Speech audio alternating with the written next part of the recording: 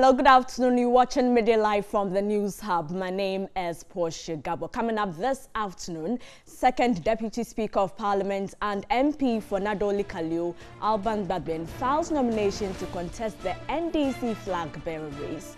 Also coming up, Association of Road Contractors vow to resist attempts to reduce arrears owed by government. Also coming up this afternoon, ahead of International Migrant Day on December 18, government urged to deal with an increasing rate of illegal migration. And on the foreign front, Ethiopia confirms it has started withdrawing its troops from disputed territories on the border with Eritrea.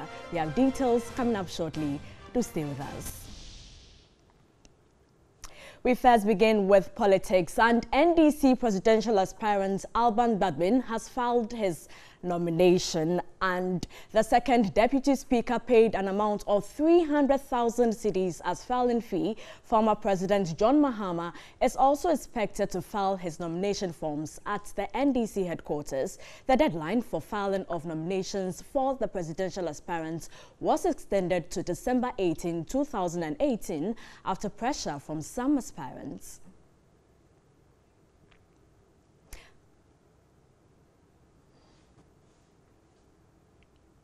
And my colleague Godfred Tanam is at the NDC headquarters and joins us for more updates.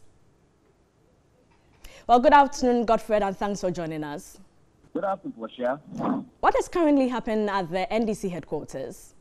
Yeah, what is happening currently, tribulation when after the Joshua Alabi has presented his nomination forms, and then he is currently having a press conference, taking questions from the press, and then telling them his vision and why there is a need for the delegates or the NDC members to vote for him on in this January. And this is something that he feels very important. He is indicating that it will be very difficult one day for the NDC to get people to contest when it comes to elections because of the way they are handling the nomination and then the filing fees. So according to him, a time will come when the even branch executives will be paying like 10,000 cedis if nothing is done about it. And he believes that it's something that is really hurting him and something he thinks that wouldn't help the party. So he thinks that when this is not controlled, the party will collapse. That is from his opinion. He thinks that is not very important for the party to go that tangent. But in response, for example, the chairman said that flag bearers are supposed to be able to raise funds to do their campaigns. It is a form of encouraging them and also giving them the opportunity to do this. So he doesn't think that this is going to cause the party anyway, and then giving the indication that the party will continue to do what is right and make sure that the party comes to power in 2020. Earlier, we did have Mr. Babin also filing his nomination. What did he tell the media? Yeah, so Babin is indicating that the Nana Akufo-Addo's government has abandoned a lot of projects that the John Mahama administration started. And he thinks that it is a worrying thing that is going on, and that he believes that when someone is given a mandate, there is a need for the person to be able to handle projects and make sure that they are completed for the person needs power. So he thinks that is what affected the NDC. The NDC had been in power for another 4 years. The possibility of finishing all projects would have been possible, very high. So he thinks that they need to get a credible candidate who can lead and make sure that projects that are started are completed before the 8-year term ends. Well, thank you very much, Godfred Tanam, for your time. And Godfred Tanam is at the NDC headquarters. And still on the party, it has announced the opening of nominations vacant for the Ayawaso West Wogon parliamentary seat following the death of NPP's Emmanuel Chermantini Jakun. A statement issued and signed by the party's General Secretary, Johnson Asiedun Ketia, indicated that aspirants could pick nomination forms at the cost of 1,000 cedis on Monday, December 17 or Tuesday, December 18, and pay 10,000 cedis as filing fees by Friday, December 21, with the hopefuls undergoing vetting on Saturday, December 22. Persons with disability or female aspirants would, however, have to pay half of the nomination and filing fees for the primaries to be held on Friday, December 28. The Member of Parliament for Kumbungu, Ras Mubarak, had earlier suggested that no other political party other than the NPP should put up a candidate to replace Mr. Ejakun. Meanwhile, there seems to be disagreement within the Ayawaso West Wogon constituency branch of the New Patriotic Party over who to replace the deceased legislator. Earlier this month, two groups of people from within the party at the Ayawaso constituency launched vigorous campaigns for two of Mr. Ejako's wives to contest, with each group supporting each of his wives. From the NDC, President Akufo-Addo has sacked 3 High Court judges who were implicated in acts of bribery and corruption with immediate effect. The judges, Isiado, Paul Ataderi, and Mustafa Habib Logo, were all on suspension following investigative journalist Anas Arimiyao Anas's expose on the judiciary. A letter signed by Communications Director at the Presidency, Eugene Ahin, said the dismissal was occasioned by recommendations of a committee established by the Chief Justice, Justice Ofaye Kufu, to investigate a complaint lodged by Anas Arimiyao Anas against the 3 judges. President Akufo-Addo has also directed that a copy of the committee's report be submitted to the Criminal Investigations Department of the CID of the Ghana Police Service for action to be taken.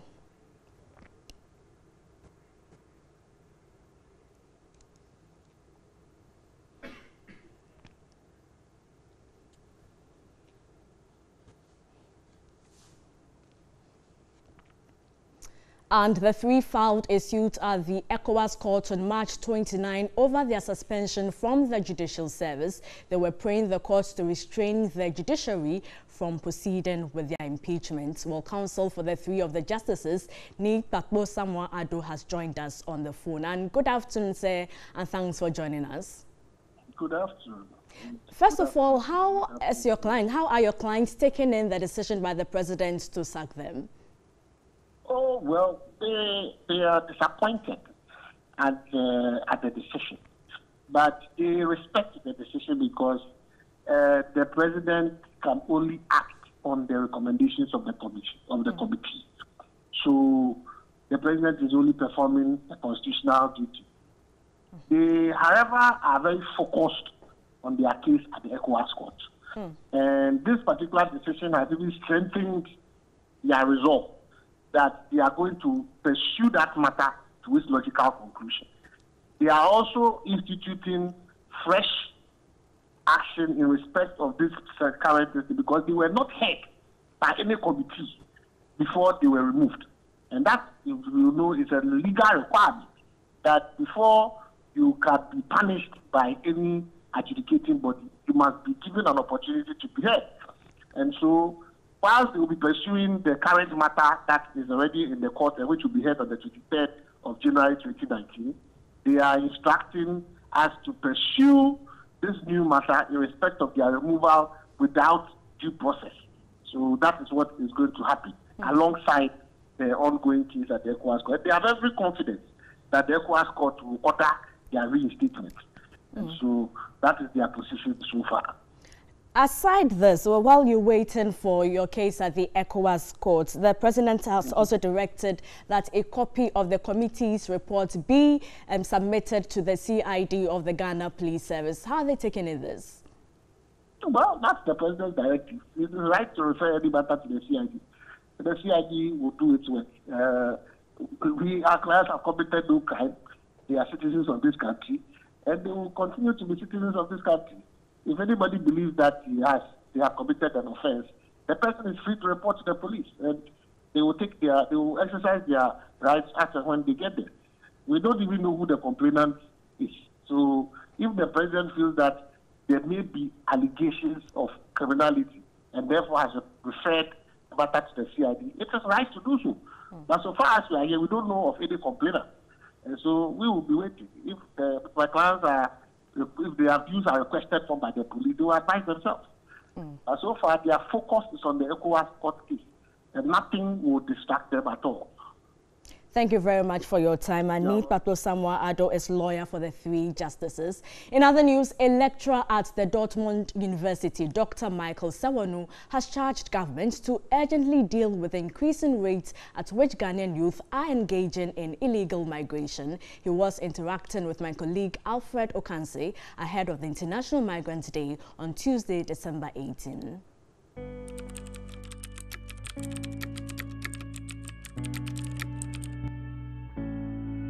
Throughout human history, migration has been a courageous expression of the individual's will to overcome adversity and to live a better life. A survey conducted by Pew Research Center, a US-based think tank, revealed more than 75% of Ghanaians, if given the chance, will leave Ghana without hesitation.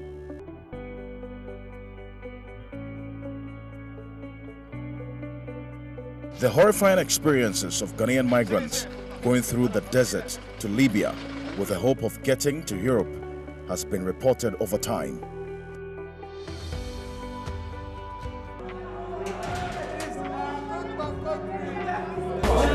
Almost 45 people in one room. How can we have I just want to go back. Just send me to Ghana. But this has not deterred most of these young people from embarking on this dangerous journey in search of greener pastures, which often ends in disappointment. I want a job, traveling that you get at least settlement, to get a place to settle yourself. You know, the citizens are going through enough of blah, blah, blah, blah, to just survive, you know. What are the pull and push factors of migration? How best do we tackle the issue from the root and not the branch?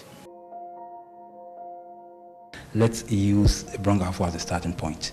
Yeah, so when they leave Brongafo, they go to Ouagadougou, and then from there they go to Niger. Some also, there's another route at Lomé.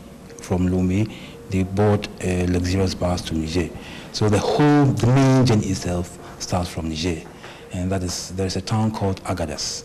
That is where the whole smuggling thing starts. So from Agadas, they have these connection men. They are smugglers, you know, outlaws. So you entrust your life to them. So they are the ones who are going to smuggle you out of Niger and then to Libya. Any issue from Niger to Libya is between death and life.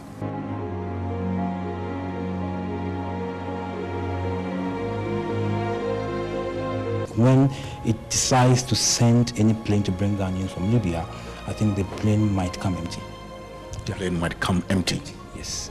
The reason is, Libya is a country where it's closer to Europe. The reason why most of the Ghanaians go there is they want to get to Europe through the Mediterranean. Some people go on this journey hoping to be rescued by humanitarian agency ships, but that option is fast fading out. Can you imagine when somebody's dying at the high seas and there's no rescue? This is a reality we're going to face in the coming days, when the Italians pull out all the boats that rescue people.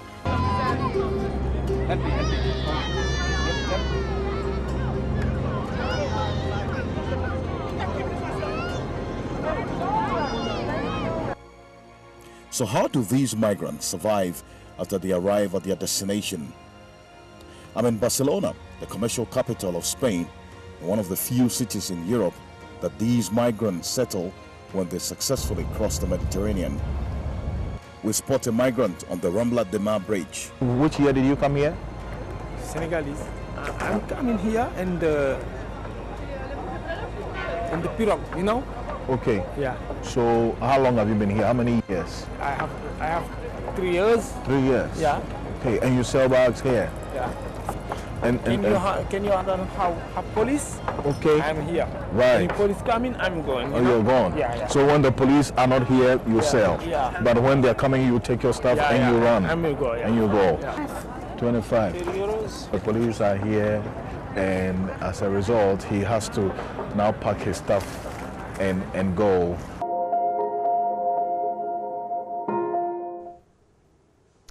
Well, do stay with us because the full documentary will be aired on Tuesday on TV3. Let's now continue with the rest of our stories. And road contractors are angry with the proposal from government through Fidelity Bank for them to discount between 13.5 and 14.5% of the money owed them by government. Chairman of the Association of Road Contractors, Daniel Atto, on 3FM's Sunrise Morning Show, said the association will resist such a move. Since 2016, contractors have not been paid for the road project executed. The arrears is in excess of some 2 billion cedis.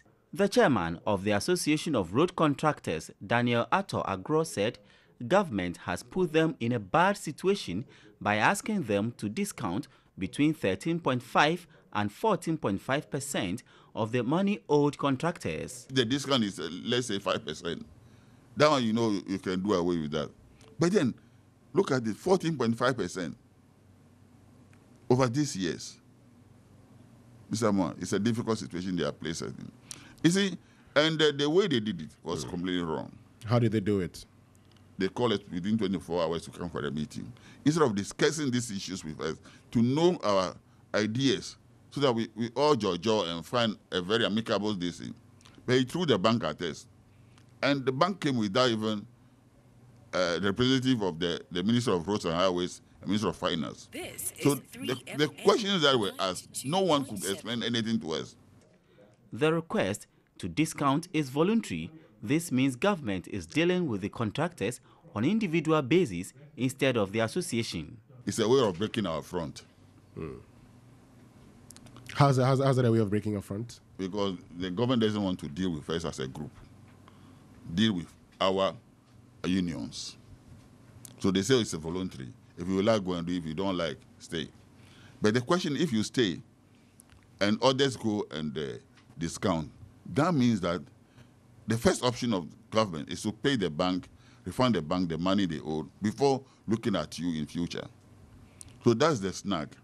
So they put that this in you. You get frightened and you go and discount the money, lose more money, go home, and cry. Oh, we agree on pre-financing. Coming up as the MTN video report, and today our citizen journalist Sir Bibi highlights the poor state of the road at Twifo-Atimokwa district in the central region.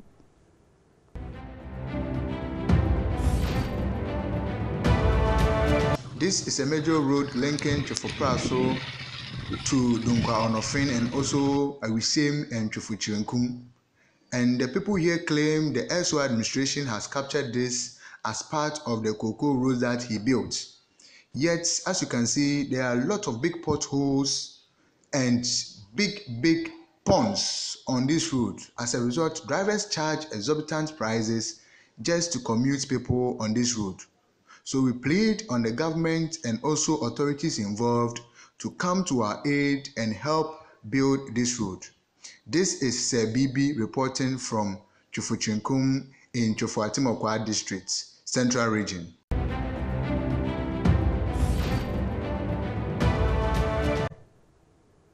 You can also send your video reports via WhatsApp on the number 055-143-3044. You're still watching Midday Live from the News Hub. We have more news coming up shortly. Do stay with us.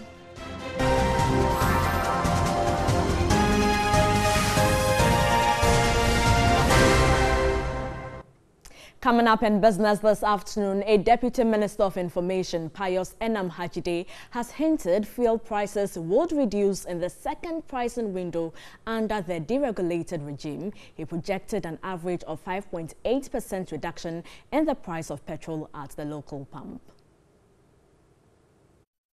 The reasons for the expected reduction include marginal strength of the cedi against the US dollar and favorable prices of crude and finished products on the global market. Two major recent interventions which we expect will further reduce the legacy burden on Ghanaians are the further drop in inflation to 9.3% and an expected reduction in fuel prices this week.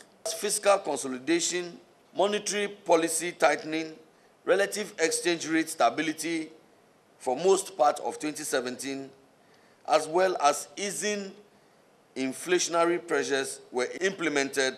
Deputy Minister of Information Pius Enam Hajide observed macroeconomic indicators have improved due to government interventions. Fuel prices, which have also been experiencing an uptick over a 2-month period, have also been on a gradual decline in recent weeks.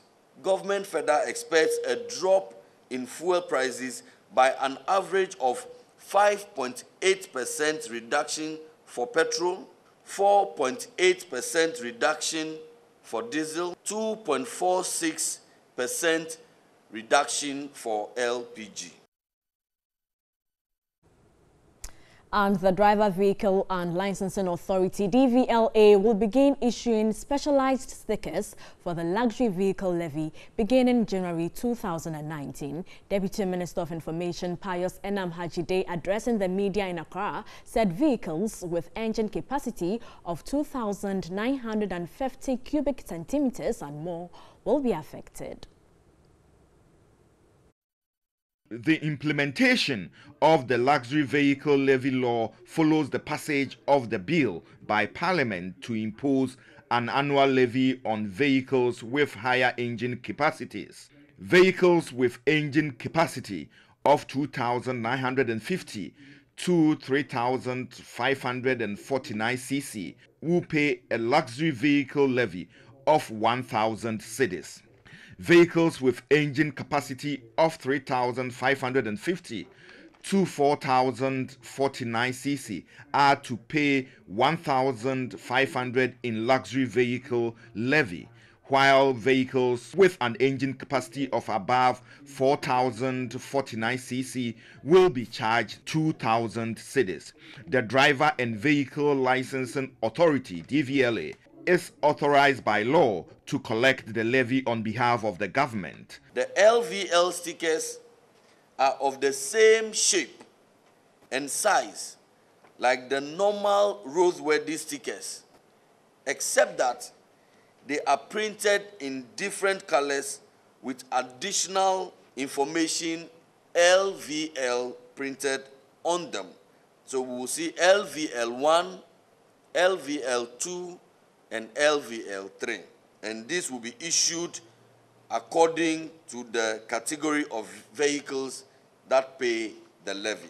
The following vehicles are exempted from the luxury vehicle levy: tractors and ambulances. There are also commercial vehicles that have the capacity to transport more than 10 passengers, commercial vehicles for the transport of goods, and other motor vehicles that the minister may by legislative instrument exempt. It is an offense for anybody to change or replace the engine of a vehicle in an attempt to outwit DVLA and officials of the Customs Division of the Ghana Revenue Authority. And as it for business news, let's now continue with the rest of our stories to the Ashanti region, where building huge graves for the dead is becoming the toast of many in some parts of the country. Society leaders say this is to remember legacies and keep memories intact. Bright Nana Amfo reports the marked graves afford the living the chance to communicate with the dead. Well, viewers are warned that pictures coming up could be disturbing.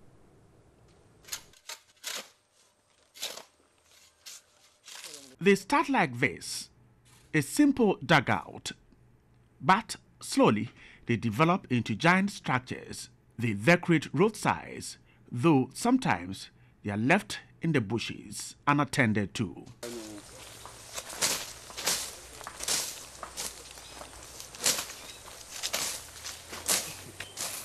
In what seems a contest to outdo one another, it is an honor for the dead. It is also to keep the memory of the dead. For many, honoring the departed is an obligation.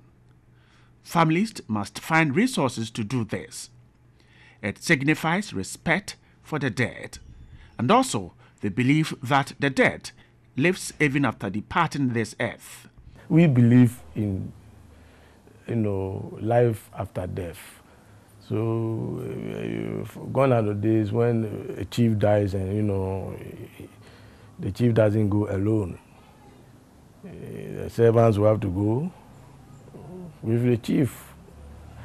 Utensils and all those things that makes him the regalias and all those things that makes him a chief, they have to, include it so that at least the chief takes it to the next world. Or, I mean, as a sign of telling us that there is life after death.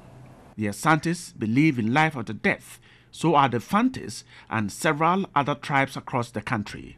In parts of Kumewu and Kwaman areas in the Ashanti region and Tano in the Bonaaf region, these gigantic graves virtually seem to decorate the skies. This is not only limited to these areas. In fact, my trips around the northern region and parts of the Volta and Greater Accra region show these graves are common. Sometimes, remembering great personalities who led very historic lives and were role models are done through erecting these huge and towering graves. This is the grave of the high life music legend Thomas Frimpong, who died in 2013, right here at Kumewu in the Sechre Kumewu district. Now, for those who are interested in finding out the final resting place, and also for tourists who want to know where this great man is lying, this is where it is located. The graves are to remind the people of the good works of these persons, and as said by the kings of this area, it is to help them communicate with the dead. These great personalities can be studied, and so those who want to undertake such academic ventures and rewrite the life stories of these great personalities know exactly where to go to get primary information. For traditional and cultural reasons, these graves are kept. Sometimes when you see even people sitting on the graves, their forefathers' grave, you see them sitting on it, and it's their own belief and it's their own faith that they think they communicate with the dead, and the dead is able to do something for them. So it's our tradition, and of course that has made it so. If you are a chief and you want to have peace, make sure you don't touch those areas. Make sure you don't touch those areas. See, sometimes you hear somebody going to sell, a graveyard, land to somebody, and it becomes it's an abomination to do that. These imposing graves could be something more than just graves. They are attractive, carries a lot of history, contains remains of economic giants, acclaimed musicians, renowned medical professionals, historians, and great scientists.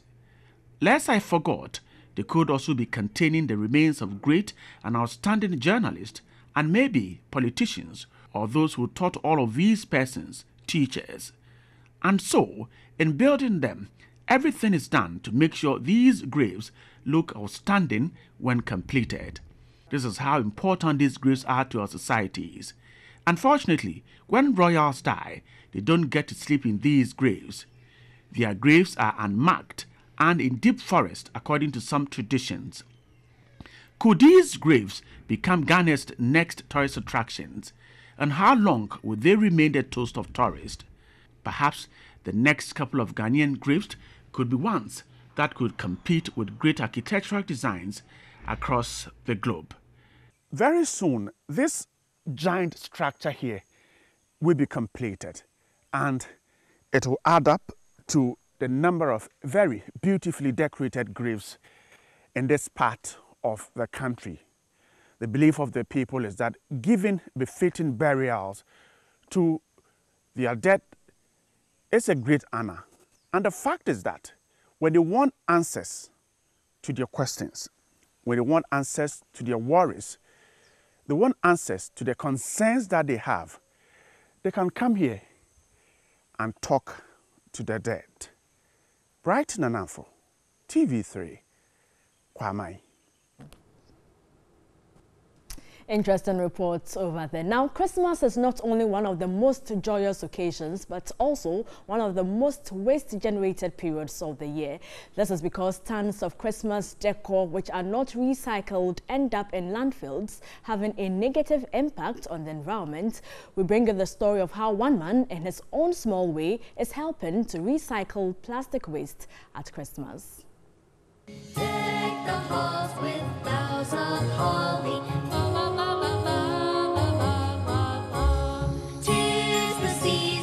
It's Christmas once again. Most households would have been decorated with the green and red colors of the season, with a Christmas tree, lights and gifts wrapped up featuring prominently. But have you taken a second look at what your Christmas decor and gifts may be made up of? Majority of decorations used to liven up our homes, streets and offices, such as the Christmas tree, gift wrappers and ornaments are made up of plastics. If not recycled, most of the decor you find at Christmas will end up on landfills. One man, however, wants to help reduce the impact of plastics generated during Christmas by producing a Christmas tree made up of plastic bottles. Meet Makafui Ewuku. He is an environmental conservationist and founder of Macintosh Creators, a startup using smart ways of putting discarded plastic waste to good use. Today, he's received an order to install a unique kind of Christmas tree for a restaurant at Medina. It takes about 7 hours and over 300 discarded plastic bottles to produce a Christmas tree. Last year, November, whilst I was doing my yearly internship, I realized that they do a lot of board meetings at the office and then there's a lot of water bottles left. I look at the SDGs and the Sustainable Communities and Cities was the one that I was interested in. So I decided that I was going to be packing the water bottles down. I wasn't sure what I was going to do with it, but I decided I was going to pack it down anyway. So a few weeks to Christmas, I was like, well, Christmas is almost here. Can I try my hands at the Christmas tree with the bottles? It was a question I asked myself. So I drew up a design for the tree. I got a welder to weld a frame for me in the form of a tree. It does not take much to make a Christmas tree made up with plastic bottles. Pipe and rods are welded into a frame of a Christmas tree. Bottles are perforated and ropes are passed through bottles around the tree frame. Decorations, lights and a star are then installed. And adding a pop of color to it, you have your Christmas tree. Oh, Christmas tree, how lovely are you? Well, we're not talking about branches here. We are talking about plastic bottles. The founder of Macintosh Creatives, Makafui Ewuku, is passionate about using plastic bottles to make a Christmas tree. Well, he wants to draw and create the awareness about plastic waste pollution.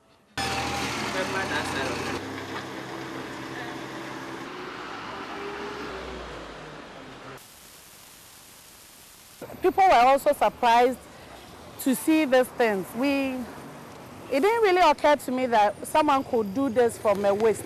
So what happens to the bottles when Christmas is over? We let it hang around for a while because of the plastic bottles factor. And the aim is to influence people's behavior. So after some time, we uninstall it, we pack up the lights and everything. And the next Christmas, we install it again. So nothing that we use for this tree goes back into the environment. We use them for other artwork. So one of our visions is to have a tree, a moving Christmas tree, do like a road show. Everyone can help reduce, reuse and recycle plastic waste at Christmas, with Ghana naturally blessed with lots of trees and vegetation which look like Christmas trees. You too can also have an environmentally friendly Christmas by simply decorating them with lights. Whichever way you choose to decorate your home or office this Christmas, do have the environment in mind. Have an environmentally friendly Christmas. Portia Gabo, TV3 News, Accra. You're watching Midday Live from the News Hub. We have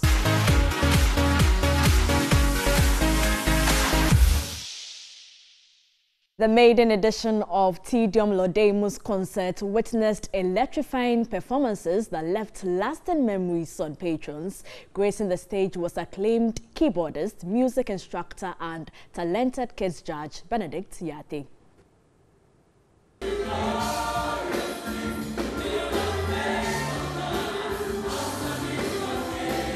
The annual Tidium Laudamus concert is a platform to exalt God for his mercies and special favors.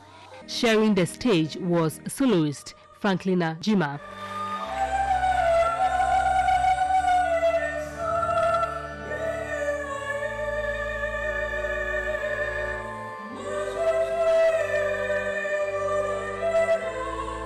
She was simply a delight to watch and listen to, exhibiting some amazing vocal showpiece.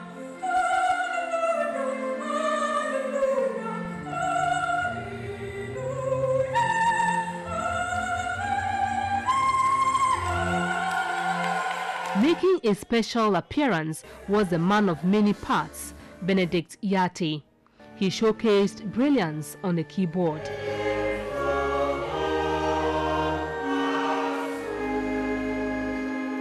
The music instructor then switched task.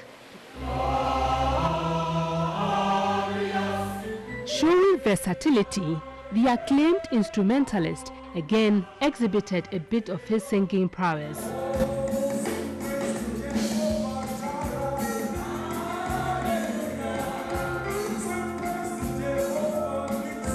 Anybody who knows me that well knows that I'm versatile. When it comes to music, I do all genres of music. That was a song I composed about 25 years ago. For many years, he's not been doing active music. I have loads of tracks that I have not recorded. Because of my time, I've not really had time to go to the studio to get all these. It's been 15 years after releasing his debut album. The talented kids judge is now lacing his boots to wage a comeback. Trust me, in 2019, people should expect a surprise. Jehovah is my rock and shield. Whom shall I fear? He's my protector, shepherd and savior. He's always with me.